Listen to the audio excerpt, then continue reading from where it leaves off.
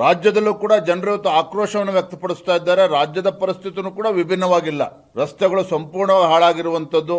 ಹಾಗಾಗಿ ಈ ರೀತಿ ಒಂದು ಅಭಿವೃದ್ಧಿ ಶೂನ್ಯ ಸರ್ಕಾರದ ವಿರುದ್ಧ ಮುಂದಿನ ಸೆಪ್ಟೆಂಬರ್ 24ರಂದು ಈ ರಾಜ್ಯ ಸರ್ಕಾರದ ವಿರುದ್ಧ 1 ಗಂಟೆ ಕಾಲ ರಸ್ತೆ ತಡೆಯನ್ನ ಮಾಡಬೇಕು.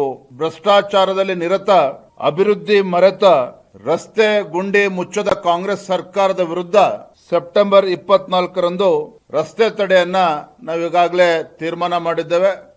ರಾಜ್ಯದ ಎಲ್ಲ ವಿಧಾನಸಭಾ ಕ್ಷೇತ್ರದಲ್ಲೂ ಸಹ ಈ ಹೋರಾಟವನ್ನ ನಾವು ಗಂಭೀರವಾಗಿ ತೆಗೆದುಕೊಳ್ಬೇಕು ಅಂತೇಳಿ ಈಗಾಗಲೇ ನಾವು ತೀರ್ಮಾನವನ್ನು ಮಾಡಿದ್ದೇವೆ.